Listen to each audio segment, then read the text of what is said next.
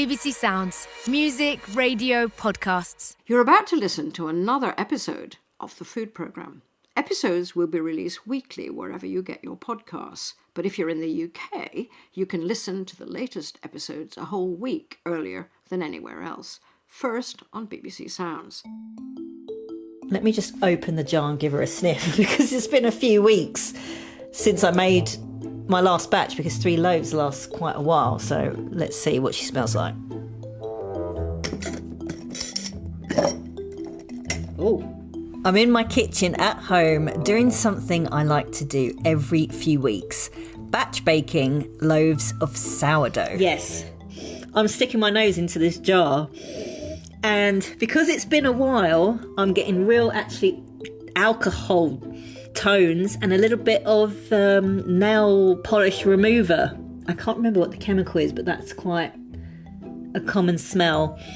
I'm just checking in on my starter. She's called Esperanza. And it just looks funky. And it smells funky, but it smells good to me. And it's absolutely still fine. I also mill my own flour, but the milling machine can be quite noisy. Right, I'm going to turn it on and you will see how loud it is. And then you will also hear the change in the sound once I actually add the rye grapes. Okay, let's go. There it is. Actually, it's not as loud as I thought. It's more sort of loud humming. Okay, put in the rye in now.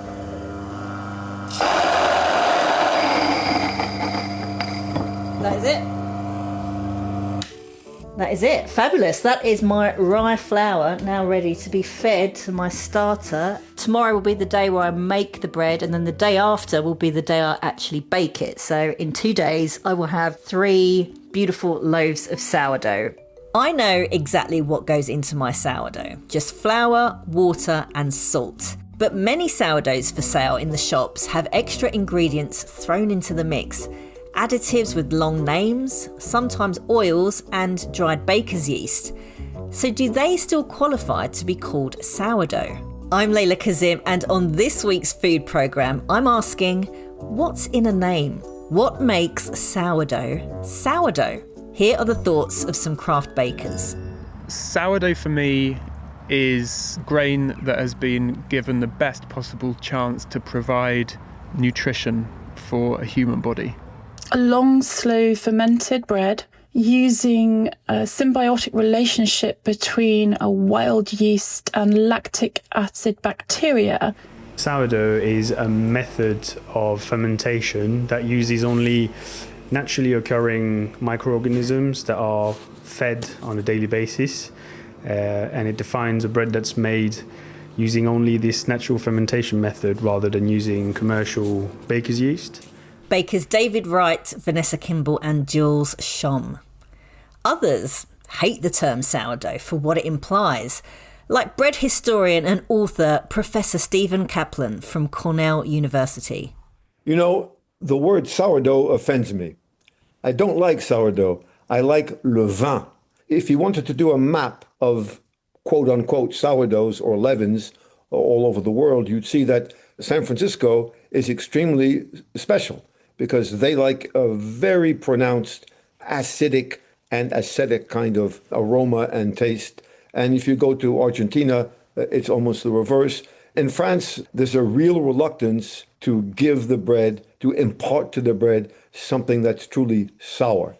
So it's a misnomer. It's a troubling notion for me because on some level, it's a sort of teleological idea. I want to become sour. No, I want to make a bread that is beguiling, that incites some kind of concupiscent aspect in me, that a desire, a voluptuous desire, but I don't want it to turn me off, and sour turns me off. And if, like me, the word concupiscent had you reaching for the dictionary, it means lustful.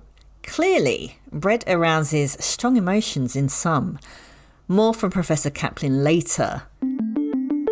Whatever you imagine when you think of sourdough, some bakers are now pushing for its ingredients to be nailed down in law.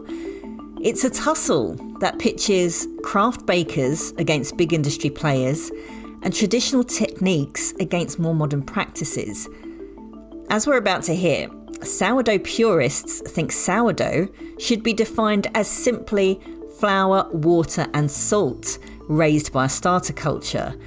They believe sourdough needs protection from other loaves on the market, also labelled as sourdough, that contain additives and which have not been made by a long fermentation process. But big industry players like supermarkets are pushing back, insisting that they make it very clear what goes into their sourdough loaves, with transparent labelling of all their ingredients in keeping with the current rules. So, to legislate or not? That is the question. Well, it's a beautiful sunny day and we have just arrived in Stroud. We're attending an event called Batch, which is run by a food and farming charity called Sustain. And the audience today are farmers, millers and bakers, and they're going to be talking about bread. Hi, welcome everyone to Brimscombe Mill. Long Table started in February 2018. At the heart of it is my favourite word, companion, which is Latin for with bread. And as a baker, the best bit of the whole process, even better than the smell of it coming out of the oven, is when we get to share food and eat together. And the long table is a way of... Inside a large barn, speakers take turns to address the gathered grain lovers, all calling for better loaves. Their host is a long-standing advocate for sourdough, made pure and simple. So the Real Bread campaign defines real bread as made without additives, and sourdough bread, genuine sourdough bread, is real bread by our definition, leavened only with a live sourdough starter culture, so no other raising agents, no bicarbonate of soda, no baking powder, no baker's yeast. So if you're looking for genuine sourdough, read the ingredients list. If it's got the word yeast in it, then it's not genuine sourdough. If it's got any additives in it, and I'm not talking added ingredients, I'm talking food additives, then it's not genuine sourdough. Chris Young from the Real Bread campaign is campaigning for a change in the law. He wants what he calls an honest crust act. There are a number of words that are commonly used in bakery marketing that have no legal definition, so people are not protected from being misled by the manufacturers. One example is sourdough. You can pretty much slap the word sourdough on anything you like, make it any way you like, with whatever you like, and you can use the word sourdough and probably no one's going to stop you.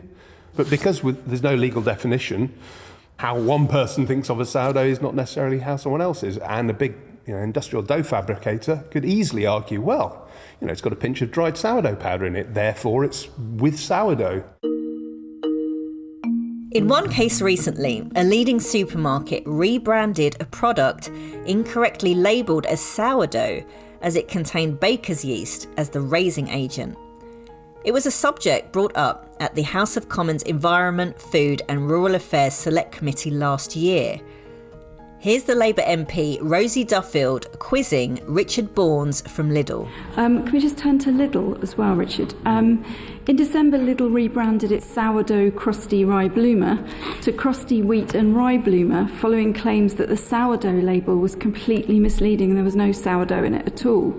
Why did you initially market the product as that if it was completely false? I would need to go away and have a look at that in detail. I don't want to speculate on that and give you an incorrect answer in this forum. We did ask Lidl for further clarification on this, and they sent us a statement saying they continuously review and update their bakery ranges to ensure they have the best offering for customers at the lowest possible prices. What we're seeing, and have done for many years, is people who just think, right, we can see that there's money to be made in their hills. There's dough in bread. We can make some money out of selling stuff called sourdough. But we don't want to go to the trouble of retraining our bakers to have the skills and knowledge of working with that process. We don't want to have loads of dough just sitting around fermenting. We want to bang it out as quickly as possible. But we still want to make the, benefit from the marketing value of the term sourdough. So what they're doing is they're making loaves using additives for all sorts of purposes of additives. And they are also using baker's yeast to make the process faster. And the issue there is that you've got a product that is it's not gone through the sourdough process. You've either curtailed it by speeding it up, or if you're using an inert dried sourdough powder, you've not got any sourdough fermentation at all. And so all the changes that happen that make it what sourdough bread is, and potentially can lead to sort of health and nutritional benefits, they can't happen to the same extent or at all. And we think using the word sourdough to market those products is utterly misleading. That's what we call sourfaux. Chris first coined the term sourfaux in 2015, and it chimes with craft bakers for different reasons. Hello, I'm David Wright, and I'm a baker from Suffolk. I work at Pump Street Bakery and Acre Farm Bakery, and I've just written a book called Breaking Bread: How Baking Shaped Our World. When I was born, my birth was announced in the window of our family bakery shop. So there's like blue balloons and teddy bears. And I spent most of my young childhood being marched up and down the high street in Woodbridge in Suffolk, where I'm from, with old ladies pinching my cheeks and asking me when I was going to take over the bakery.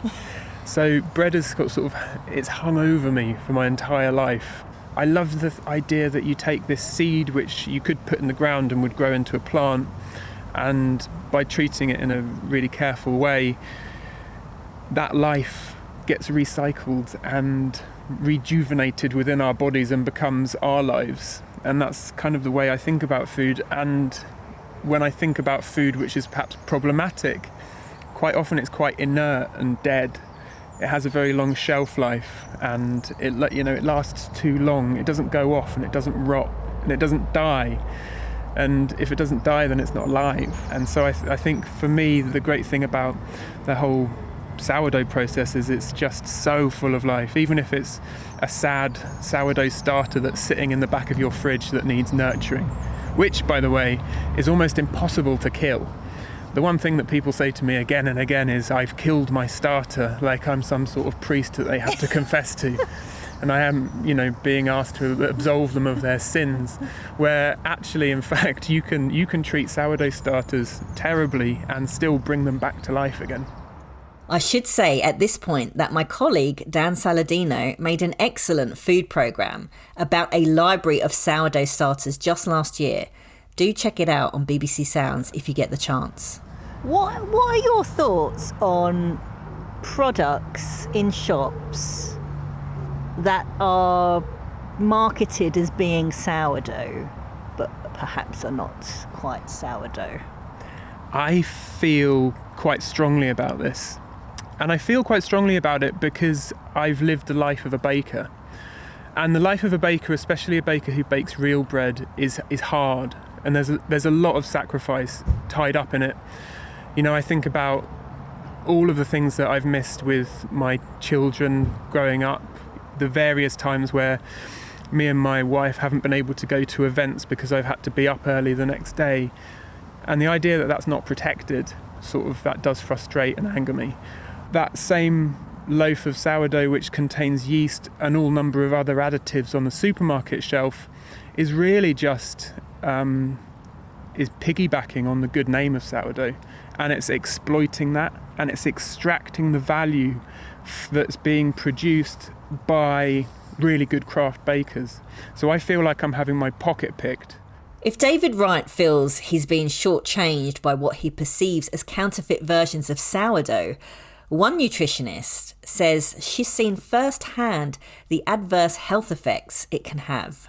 I'm Dr Vanessa Kimbell. I have a doctorate in nutrition and digestibility of bread, and bread as preventative healthcare and lifestyle medicine. It sounds quite complicated, but I've actually been baking since I was 11 years old, so about 4 decades, and I've been obsessed with sourdough my whole life. Or what are you seeing when people who visit you, when they have bought bread from a retailer thinking it was sourdough, but actually physically reacting to it in a way, they didn't want to react to this bread? So, Leyla, I think it's really important to put a little bit of this into context. So a lot of the people I work with and over the years who come to me to make sourdough are those who have issues with their digestion. And I could talk for a month without pausing on the stories of people who have come to me in bits because they've been misled because of sourdough being false. But I'll break it down into two main things. So the first one is in people who are managing their blood sugar. Real sourdough has got a transformation and more resistant starches created. And that is really good for helping to regulate blood sugar. So if you are having problems with regulating blood sugar and you need blood sugar balance, a false sourdough can actually raise your blood sugar pretty quickly and then come crashing down, and that impacts mood and obviously impacts people trying to manage their blood sugar. And that's quite serious for some people. The second one isn't quite as serious, but could be socially quite awkward. We have a story, for example, of a really lovely student who phoned me in floods of tears on her daughter's wedding day. She told everyone that she couldn't eat bread, but she could eat sourdough. She'd been given some sourdough sandwiches, and she phoned me asking if I had any quick remedy because she told me that she couldn't do the wedding outfit up. The buttons on her dress were nearly 8 inches apart. She bloated. She was in terrible pain. She had such bad wind that she was clearing the bridal suite.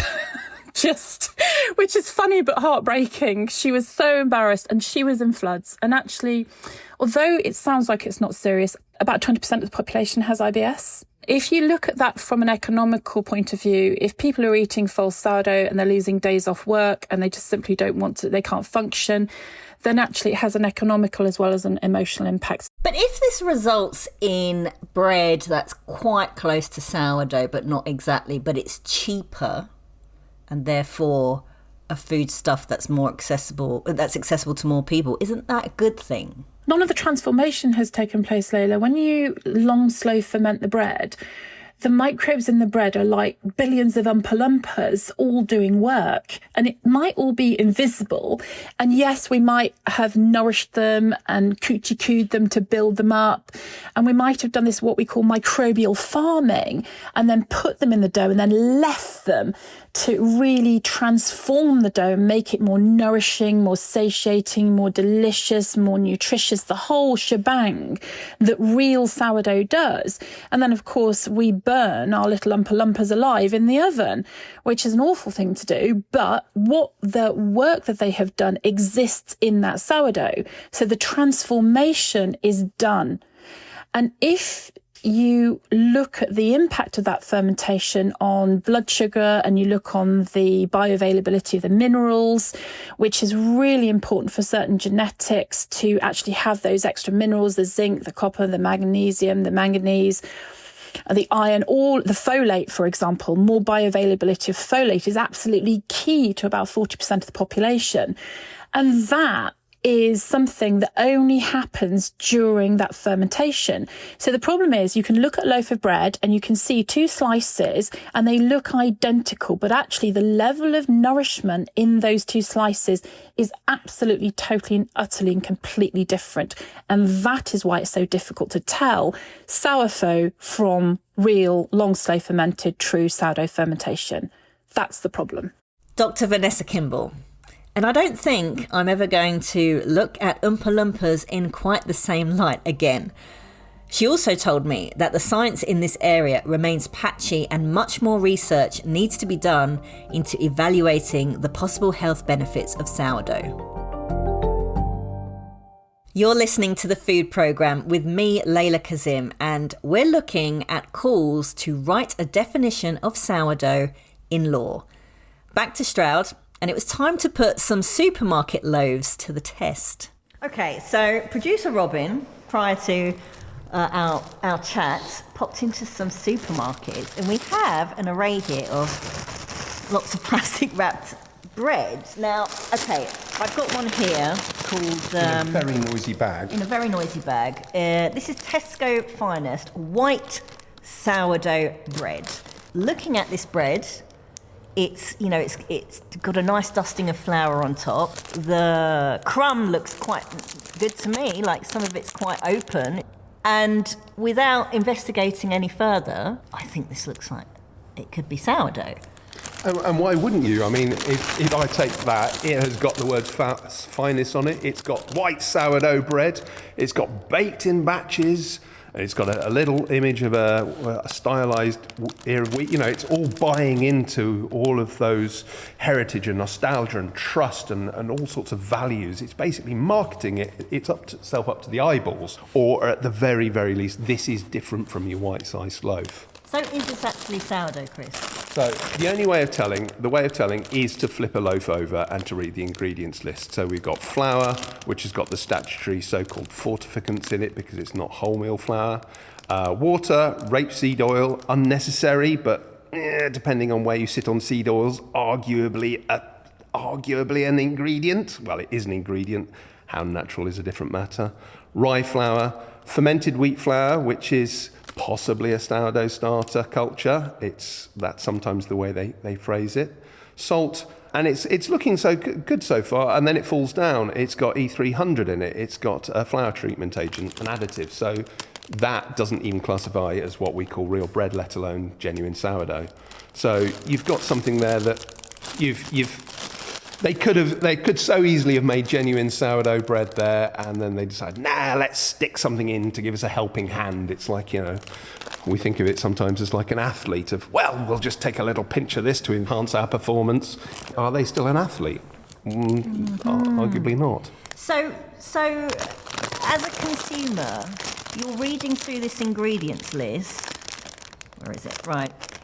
And actually, it's the second to last entry, which is the flour treatment agent, ascorbic acid, which renders this not actually sourdough because this acid is a ascorbic. It's a food additive. So by our basic real bread definition, no additives. It falls short of the very low bar of being additive free. What's its purpose? Why did the producers add it? What's it helping with? It's an antioxidant. It helps dough basically rise big and fluffier than...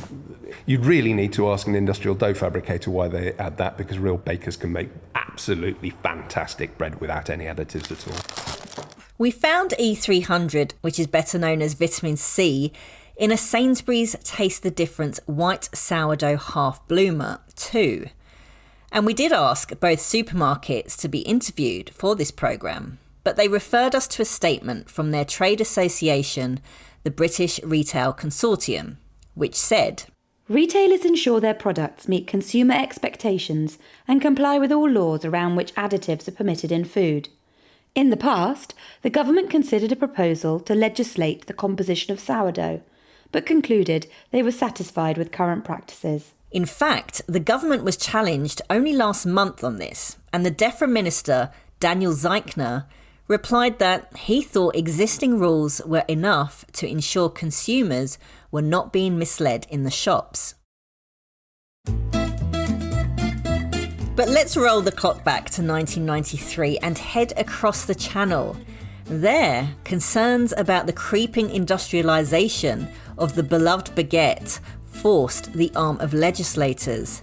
It led to a landmark law known as the Bread Decree, or Décret Pain, still in place today. Le Décret Pain, 13th of September 1993. Article 2. Bread called pain de tradition française, pain traditionnel français, pain traditionnel de France, or some names combining these terms can only be sold if they have not been frozen at any point during their making, do not contain any additives, and are produced from a dough which has been made only from a mix of wheat flour suitable for making bread, safe water and cooking salt, and is fermented with yeast suitable for breads. So traditional bread could only be made of wheat flour, water, salt and yeast. What's more, there was even a clause on sourdough. Article 3. Breads sold under the category of pain au levain must be made from a starter, have a maximum potential pH of 4.3 and an acidity of at least 900 parts per million. Here's Professor Steven Kaplan again. This decree was very important because French bread had been declining in quality The French bakers were in a kind of collective enemy, in a kind of panic. They were being attacked by industrial bakers. The Décret Pain that you refer to, 13 September 1993, was in part an effort to say to the bakers, seize this opportunity to renounce the use of additives, of technological auxiliaries, of crutches of all kind. Seize this chance to renounce using freezing as a method of production. And then you can call yourself, as it were, inscribed in tradition. You can call yourself a baker of a pain de tradition. And that was meant to be not just a marketing tool, but it was meant, in my estimation, to be a blow that one was striking against the old baguette, a white, tired, deformed, insipid baguette that was dead on arrival. DOA.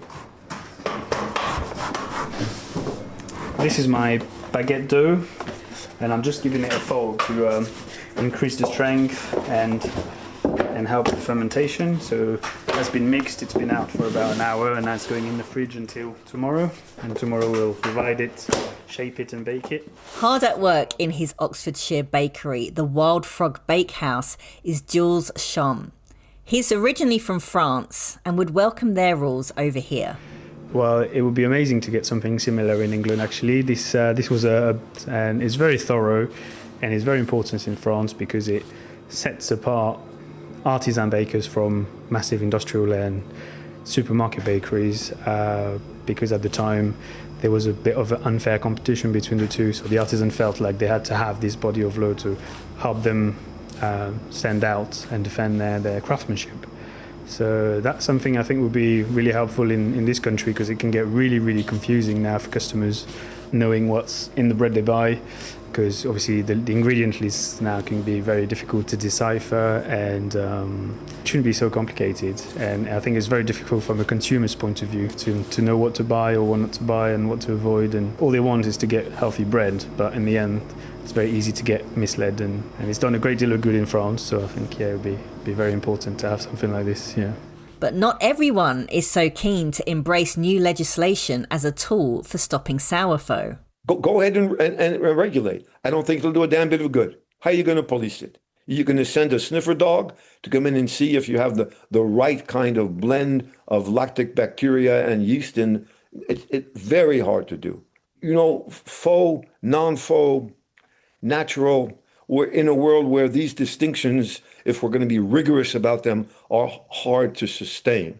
In the end, however reductionist it may be, it's in the tasting, it's in the smelling, it's in the feeling, it's in the touching.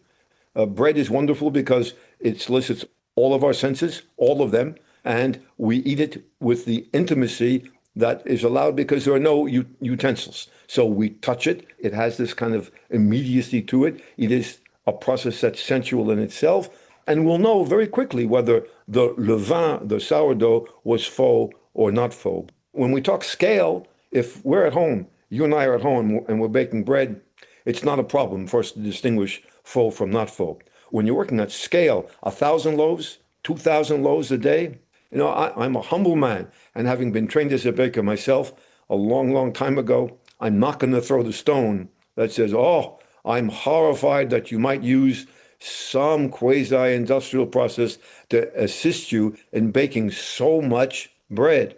That industrial process owes much to the Hertfordshire village of Chorleywood. It was there in 1961 that 3 scientists invented a new method of bread making that involved high-speed mechanical mixing, extra yeast, and yes, additives like ascorbic acid or vitamin C. The dough was ready in super fast time, and bread could now be made with lower protein British wheat, reducing the need for Canadian imports. The industrial white sliced loaf was born. I'm a happy knocker-upper and I'm popular beside, 'cause I wake 'em with a cuppa and tasty mother's pride. Then they wrap in a flash and a rush, the bread, and a dash and a push, the bread, with a flash and a dash and a rush and a push. Like I said, it's the bread, it's the mother. Dusty Springfield sang of the benefits of this new style of cheap, long-life bread, and the revolutionary Chorleywood process has since been exported to more than 30 countries. Fantastic mother's pride. One of the interesting ironies of the invention of the Chorleywood bread process that the first people to use it were small bakers. But it was intended to give small bakers the ability to compete with the big boys, because even by the middle 50s, bread pricing was starting to become a contentious issue, and big mass production obviously drives costs down, and small bakers were feeling the pinch even then. My name is Stanley Cauvain, and I am a serial scientist, but also qualified baker and flour miller. Currently running a consulting group that provides technical services to millers and bakers around the world. Stanley worked at Chorleywood and has quite literally written the book, the technical handbook that is, on the Chorleywood process. He says additives in bread are nothing new. In the 1950s and 60s, it was common for flour millers to add materials to all flour. So even if we were a small baker using a long period of fermentation, we would have certain chemicals added in the flour in order to make it suitable for the process. So the Chorleywood bread process just builds on that. The key element becomes the addition of vitamin C, ascorbic acid, as chemists tend to refer to it.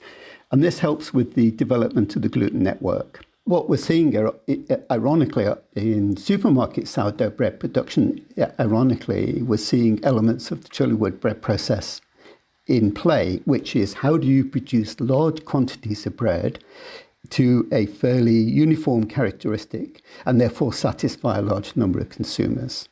We cannot in this country go back to the day when we all popped down to the corner shop, who was the baker, the local baker. There are 60 odd million of us in this country. We haven't got enough qualified bakers to meet that demand. I always find it strange that people object to vitamin C being added to bread, but there you go.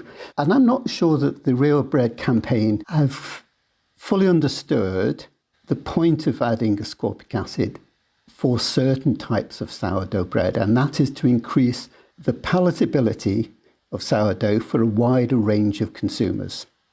Not everybody wants the holistic, traditional sourdough bread, which is hard and firm, difficult to chew, and there are sectors of the community that will struggle with that. So if by adding vitamin C, you're able to make a bread which is lighter in texture, more open, more palatable, and more people buy it, that can only be good for the industry. For Stanley, it's up to the consumers to choose. If we talk of additives, let's just take a simple concept. First of all, bread is not a natural ingredient, it's a processed food. It starts with flour, and therefore, when we add water, we're using an additive. We don't eat raw flour. We put water in to make bread. So from moment one, bread is processed food with additive. The point that the Real Bread campaign is trying to get to is to ensure that the consumer knows what they're buying, and hence the need to enshrine in law, as we're talking about with our French colleagues. If you buy a traditional baguette, you know exactly what you're getting. And the argument that comes forward is that is not the case if you buy from the supermarket, which is not strictly true. By law, supermarkets have to declare all the ingredients that are going in. If you classify those as additives, fine. But at the end of the day, the consumer has the information available which allows them to make the choice. A code of practice as to what constitutes sourdough was introduced by the Association of Bakery Ingredient Manufacturers 2 years ago, but it remains voluntary. And for Chris Young at the Real Bread campaign, this argument extends beyond sourfaux. His group is calling for more honesty and clarity in all labelling of bread, whether that's use of the words like freshly baked, when loaves may have been frozen and just reheated in store, or even use of the word farmhouse. So you've got a farmhouse loaf here. Farmhouse loaf, again, it's got no legal definition, and all the most recent guidance says is it might have a slashed top and some flour on it. It might or might not have some flour on it. What on earth does that mean? So you're using, in this case, Hovis is using the term farmhouse. Many companies do it as well. The term farmhouse, to give you that sort of nostalgia, it's trust, it's value, it's provenance, it's all of these things that, again, make you think that this is something special or at least different from every other loaf on there. But basically, it's meaningless. It doesn't have to have been produced on a farm or in the same way using the same methods, the same ingredients that a farmer or whoever makes the bread in a farmhouse makes. Got nothing to do with a farmhouse. What would you expect out of a farmhouse loaf? If you were a farmer or the person who makes the bread in a farmhouse, what would you be using? Well, it would be flour, water, and either yeast, or I'd make a sourdough with just a starter. Okay, and you might salt. throw some nuts or seeds in there or something, cheese maybe, I don't know. So if we read the ingredients list of what this supposed farmhouse loaf has, it's got flour with all the so-called fortificants in it, water, it's actually got some sourdough starter in it, interestingly. Oh no, they do actually use that as a marketing tool on the front. Yeah, so you've got some starter, they're using that as marketing as well. We've got yeast. So having said it's made with a starter, it's actually, they know we're onto the Sourfaux tricks. They've not used the word sourdough, they've just used starter dough. But actually, basically the raising agent in this is baker's yeast. Then you've got palm oil, rapeseed oil, salt, more salt, soya, and then you've got 2 sorts of emulsifiers, E471, E472E, which, because I'm sad enough, I know monodiacetyl tartaric acid esters of monoglycerides of fatty acids. So yeah, moving on, and E300 is ascorbic acid. So, as a farmer, is that what you would make your loaf with? Is that a farmhouse loaf? Can't imagine a farmer would have those ingredients at home. Hovis told us they were committed to providing clear and transparent information about its products and ingredients, and that they adhere to all relevant guidance and legislation, ensuring transparency and compliance with safety standards. What is the problem with having additives in your bread? Because isn't the purpose of additives to prolong shelf life, and then aren't we reducing food waste? Different additives have different purposes, and quite clearly, if one of the purposes is to prolong shelf life, it's not working very well, because one of the most wasted foods in the UK, somewhere in the top 3, I believe, is the industrial dough product. You know, a white sliced loaf, you get halfway through it and it's gone mouldy unless you eat it quickly enough or you freeze it. It is one of the, so if it is there to preserve the food, it's not working very well. We believe that people should have the chance to choose additive-free food. And one of the main issues is the precautionary principle. You know, we're all told that each of these additives is safe, but history is littered with additives that one day we were told, yes, it's fine, that's absolutely perfectly safe. And the following day, oh, hang on a second, and it gets banned or withdrawn. As recently as the late 1990s, flour, it was legal to bleach flour with chlorine-based bleaching agents. You had things like azodicarbonamide, you had potassium bromate being used in flour and dough production.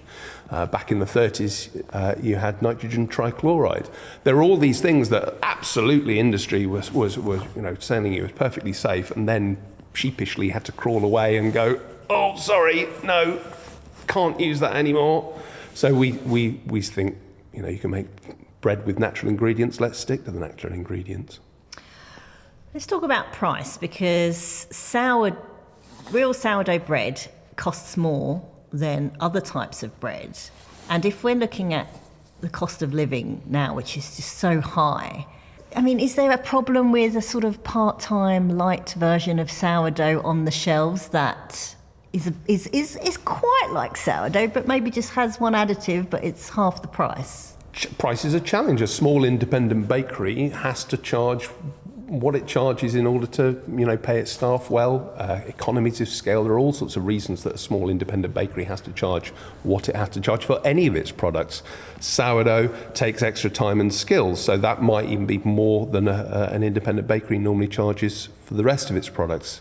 When it comes to the scale that we're talking at supermarkets, they could be producing those products for a lot less. But if you are going to cut corners, if you are going to use additives, if you are going to use baker's yeast, you shouldn't be allowed to use the word sourdough. You shouldn't be able to profit from the marketing value of the word sourdough. Well, I'm back in my kitchen now because it's almost time to get the sourdough out of the oven, but it needs a little bit longer, so they're not quite ready yet. But it's been a fascinating journey, looking into what on the surface seems like a very specific topic, but actually speaks to a much broader debate in society. It's taken us to France, where the law specifies exactly what goes into its baguettes and even how they're cooked, and back in time in Britain to the legacy of Chorleywood that continues to influence modern day baking, as Steven Kaplan explains. Chorleywood haunts the Brits in particular because Chorleywood is cheap and it's efficient and it sort of gets the job done. And I think some of the people now, particularly in the supermarkets, who want to give us some vague representation of sourdough are saying, well, can't we chorley it a bit? So yeah, they're gonna try and give us a bunch of stuff that I think is gratuitous, but from their point of view, it enables them to produce more quickly, and they can feel more comfortable about outcomes. But of course, it's not doing it right. So to get back to regulation, if we're talking about this, if I were living in the UK and I'm going to my corner store and I'm going to buy a loaf that says that it's sourdough, and I'm going to see on it 16 additives, exhausters, improvers, what have you, I'm going to be pissed. And I'm going to say, can't be authentic. But I'm not going to be able to say, it seems to me, honestly, so they should not be allowed to use the word sourdough.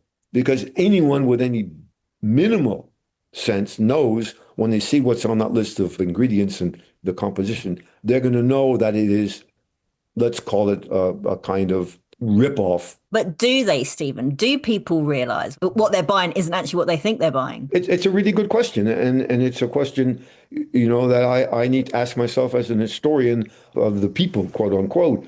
Are people stupid? Often they are. Can they make distinctions? Sometimes they can't.